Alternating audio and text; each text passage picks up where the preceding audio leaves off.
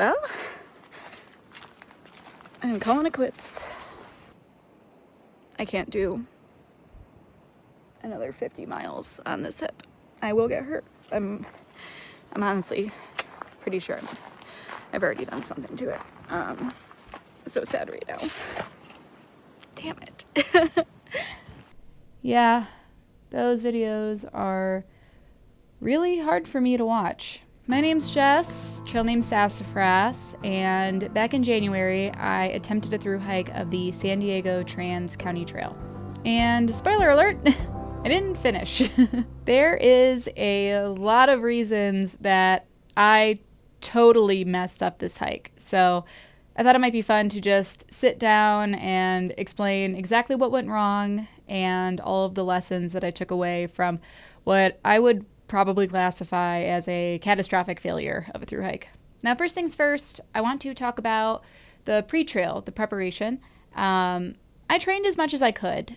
It was winter here in Colorado, so I honestly was not making it up into the mountains as much as I would have. I wasn't hiking or getting on-trail miles as much as would have been useful for the hike. And I was training. I was doing yoga and I was going to Orange Theory, but ultimately, I wasn't doing the kind of workouts that were preparing my body for miles and miles of being on my feet and walking and wearing a backpack.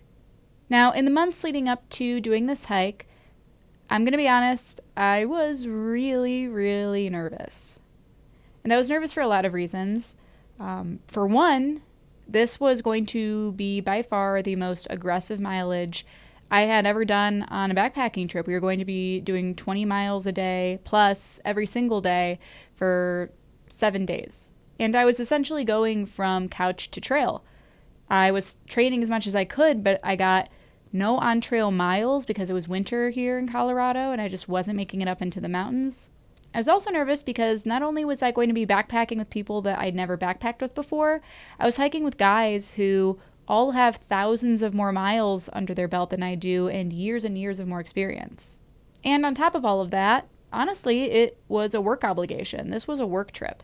So I was training as much as I could for someone who largely hibernates in the winters. I was going to Orange Theory and I was doing yoga, but none of that was preparing my body for miles and miles on my feet and having weight on my back. So yeah, going into it, I knew that I was going to be in over my head. But I'd already made the commitment and I did not want to renege on it. So I just sort of freaked out for weeks and weeks in the time leading up to finally heading to trail. The next thing I want to talk about was something I totally underestimated, which was the trail itself. My initial thought was, well, this hike is like half of the elevation of my last through hike, which was the Wonderland Trail. So how hard can it be? I'll probably be fine. But I had never hiked in the desert before. I had never hiked in the sand before. I never had such long water carries before.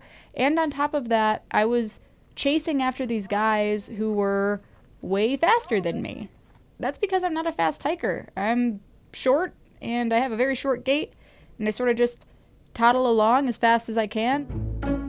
But, you know, these guys are tall and they have wide strides. I think for every one step I took, Jolly took like 4 steps. So, like, watching him speed past me was pretty sad. So that was really demoralizing. So I wanted to keep up with these guys, so I wasn't taking any breaks. And on top of that, I started getting crazy blisters from the sand pretty much immediately, and I am not a blistery hiker. I don't really get blisters, so that was not something I was expecting, and honestly, I did not bring moleskin because I pretty much didn't really need it on the AT. So yeah, that sucked. So the next big mistake that I made, and this was probably the biggest mistake that I made, I did a terrible job fueling on this hike. For one, and to be kind of vulnerable with you for a second, I put on a couple of pounds over the winter. So I think my toxic thinking was, I'm just going to get to trail and hopefully just shed these couple of pounds. So with that thought in mind, I honestly did not pack as much food as I probably should have for this trip. And on top of that, in my daily life, I also already struggle to drink enough water. I go through periods where I'm really good at drinking water and I'm chugging it a ton.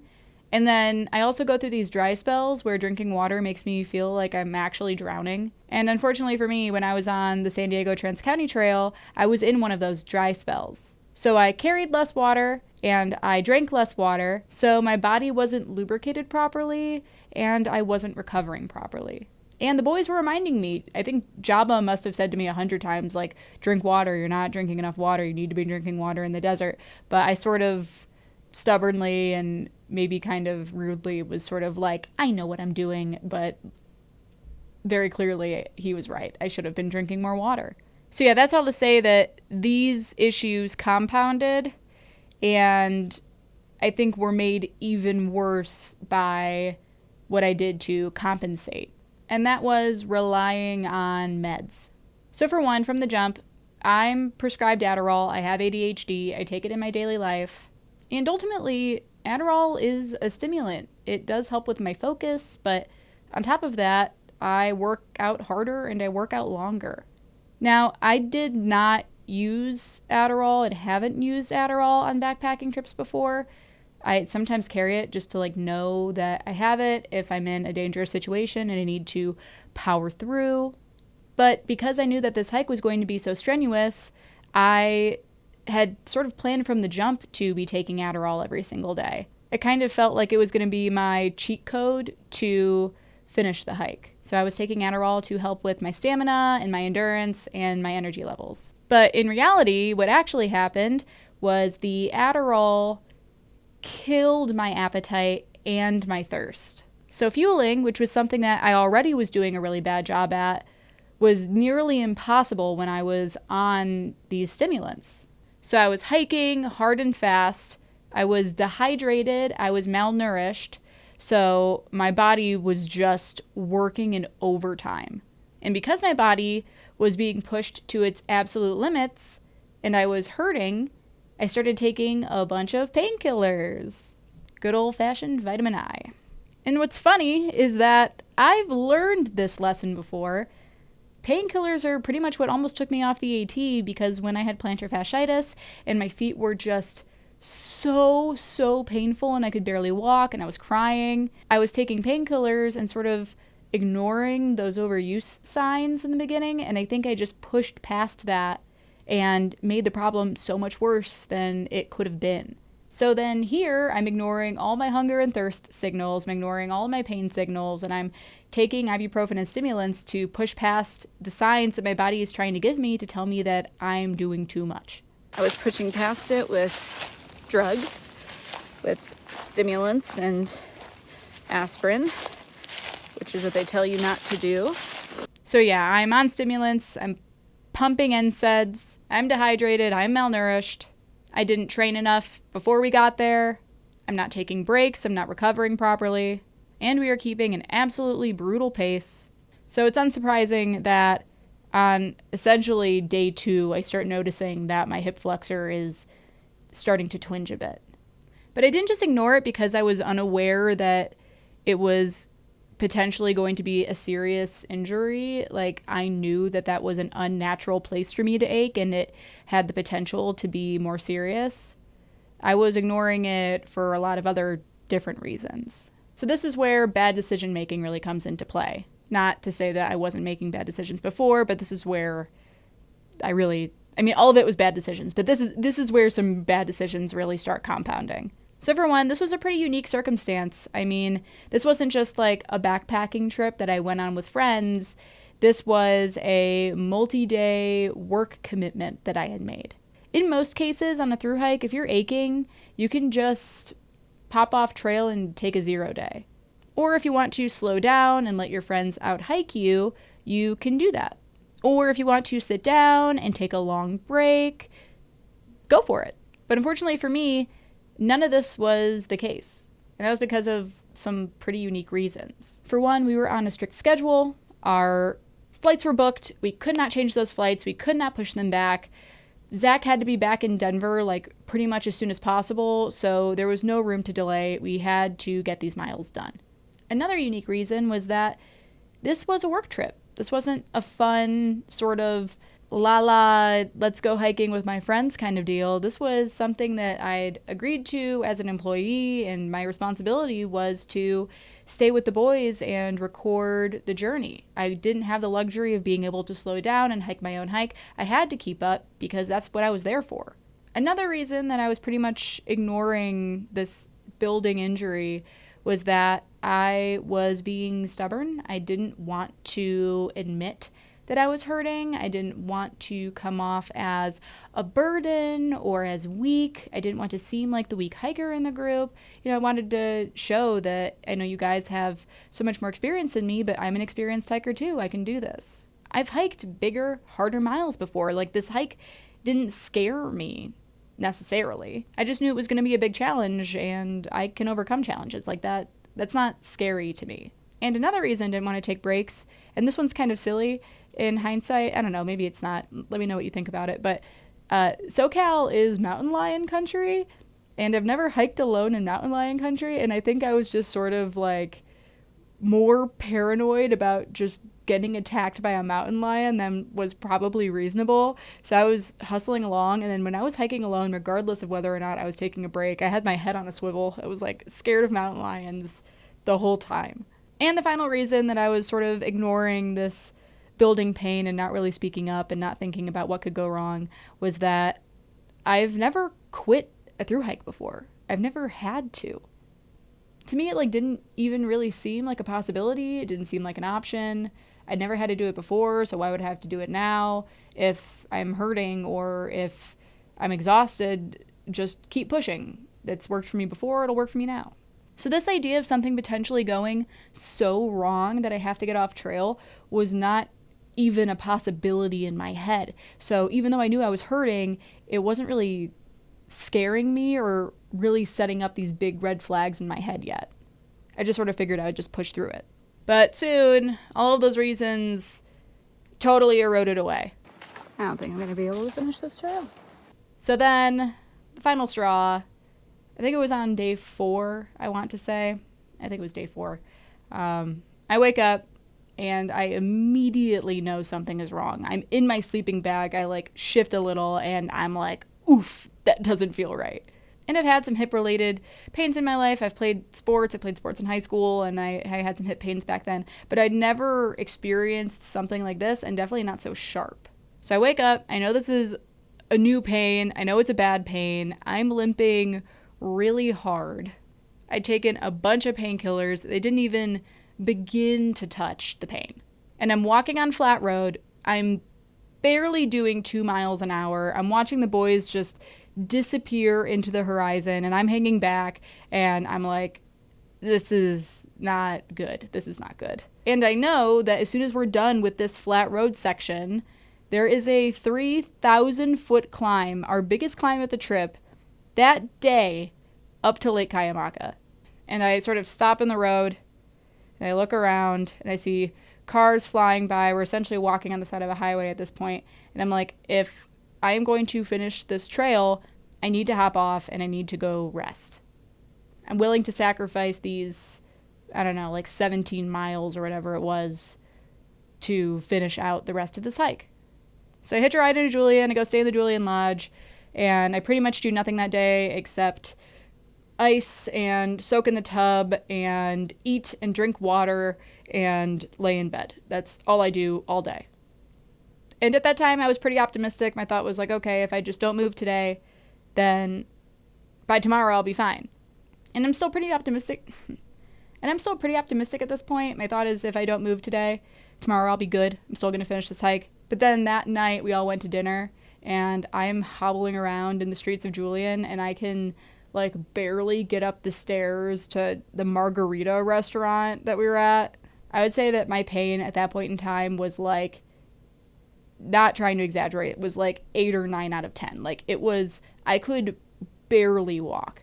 And of course the boys are looking at me you good? They're not happy to see me that I'm in pain. But I'm just sort of yeah, whatever. I'll be good. I'll wake up in the morning and I'll be fine. And I'm pretty much aware at that point that my hike might be over, but I'm still delusionally optimistic that I'm going to wake up in the morning and have a miraculous recovery. So the next morning we wake up. Of course, I'm still hurting. We get a ride out to Lake Cuyamaca. We get back on trail. I make it 1 mile, and then I stop right in the middle of the trail, and I look around, and I'm like, I'm not finishing this hike. I just had this terrible wave of clarity of, I biffed this. I'm not finishing it. Shoot. And at that point, I'm on 1,000 milligrams of NSAIDs. I've taken my stimulants. I've taken my coffee, and there's nothing more I can put into my body that will get me to the end of this trail. I have pulled every lever I have, and my body is telling me it's over, it's done. You know, put a bunch of chemicals in, and oh my God, dude. Yeah, I would have been totally screwed. So I let the boys know that I'm done. I turn around, I have myself a good little cry, and I head home. Now, something that I really want to talk about is that right here in this video, you can see the moment where I realize that I'm making the right choice. Because as I'm walking back up this trail, I'm feeling every emotion. I'm feeling guilt, I'm feeling shame, worried, like I'm feeling everything under the sun. Am I making the wrong choice? Am I making the wrong choice? And then like right here, I go to step over this rock, and the rock's like this big, guys. It's barely a lump. And you see me wince, and right there I remember thinking, oh yeah, this hike is done. Like, I made the right call. Like, I am in bad shape that I can't climb over this pebble. And I want to say that I made the call for a few reasons. It's not just because I'm in pain. I mean, that's the obvious reason, like, ow, go home. But for one, I didn't want to make it, 10 miles into the day, which would have been a Herculean feat at that point. And then, trip and fall and tear something. Because then I would need to get life flighted out, which would be so stupid. Another reason that I decided to call it was that I knew that if I kept pushing on, I was not going to be fun to be around. I was going to be in pain. I was going to be miserable and grumpy. The boys were going to be worried about me the entire time, or honestly just be like, man, she is such a bummer right now. Nobody likes to be around somebody that's just complaining nonstop, and I would have been complaining nonstop. That just would not have been fair to them, because they also came out here. They're on vacation. What am I going to do? Like, ruin someone else's vacation because I'm too stubborn to admit when I messed up? And the final reason was I didn't want to totally screw up the rest of my season. I threw in the towel because I knew that if I just kept pushing on, there was a large possibility that I would take what was already a pretty severe overuse injury and turn it into something totally catastrophic, and then I would be out potentially for the entire season. All because I was too stubborn and stupid to call it quits. So with that, I hitchhiked back to Julian, and I flew home. When I got home from that hike, I could barely step in and out of the tub for like 2 weeks. It probably still took like 6 or 7 full weeks before I could confidently say that I was on the other side of it. Like, occasionally, even now, I will still feel some pain when I'm working out, like a twinge here and there, or I'll feel like, oof, I really may have overdone it if I worked out too hard or too long or whatever. Like, the area by no means is 100% back to normal. She still gets angry every now and then. I saw a PT. I was afraid that I'd torn something. Like, it's such a relief to me now, being on the other side of things, knowing that I am working out again, even if occasionally I get a spike of pain. So that all being said, what did we learn? What did we learn, Jess? What did we learn? Well, number one, obviously training is important. You have to put in the effort. If you're going to be putting in effort later, you got to put in effort now, because you can't just show up and expect your body to just remember how to do these big mileage days. Another thing that I learned, or maybe this was just a harsh reminder, is the importance of fueling properly, eating enough, drinking enough, resting, taking breaks, putting your feet up, taking care of your body. I've learned this lesson before. I've known that if you want to get work out of your body, you have to give it the energy to do the work, and you have to give it the water it needs to stay lubricated and healthy and vibrant enough to do the work. And for whatever reason, I was just absolutely not. I was not.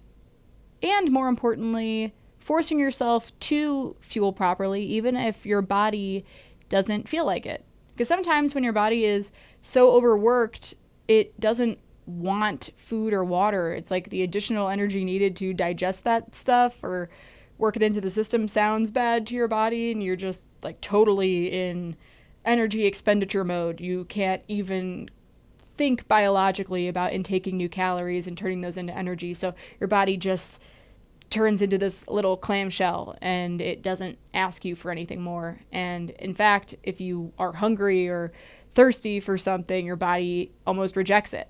It's like how when somebody's in the desert and they don't drink water for days on end, if they drink a water bottle, like they're going to puke. It's like you can only take little baby sips, but you still have to force yourself to do it because it's important. Another thing that I learned, and again, a harsh reminder or something that I was just like willfully ignoring that I already knew, is that no amount of stimulants or NSAIDs is going to get you to the end of a hike. Or more importantly, it's not going to erase a poor foundation. My failure to take care of my body, to eat properly, to drink properly, to take breaks, to train properly, and then abusing these other substances in order to make up for those things all culminated in this overuse injury, which, yeah, duh, obviously that was going to happen. Frankly, I'm lucky that it wasn't way, way worse. Another thing that I learned is that it's important to be honest with yourself and with those around you. I knew that the mileage was going to be pretty tough for me, and I believe I communicated that, but I don't think that I was honest about the severity of how nervous I was about the amount of mileage we were tackling and the lack of breaks. And then as a result, I leaned really hard on these other substances to try to make up for that gap. And the final hard lesson I learned was that I am not 20 years old anymore. My body is not as resilient or foolproof as it used to be. I used to be able to stay up really late and drink and party, and then even if I didn't feel good, I could still make it to trail and go backpacking the next day. I could eat like crap and I could drink like no water, and my body would just do what I told it to. It was a machine. Now, if I don't take care of myself, my body breaks down, and I risk really messing myself up.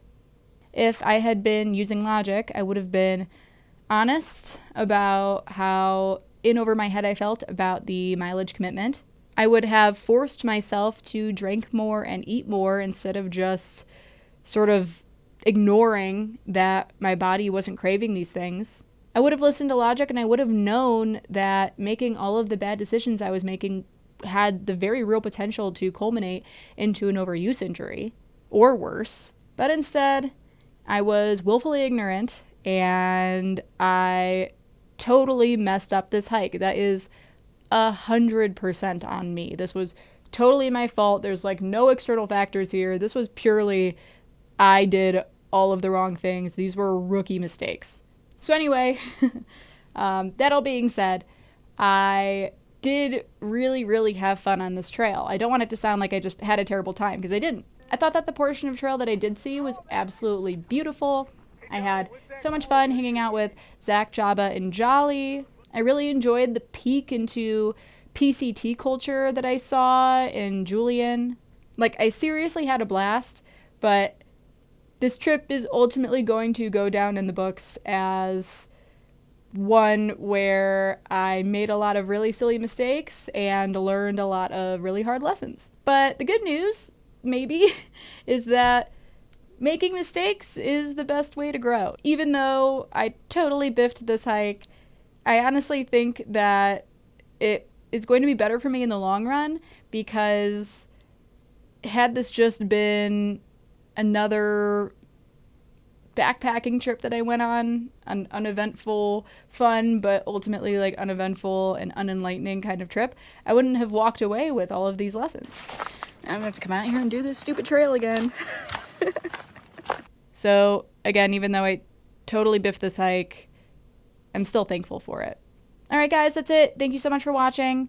And I just want to give a big shout out to Shaina, who works at the Julian Lodge in Julian. She really came in so clutch on that trail. I would not have made it home safely without her.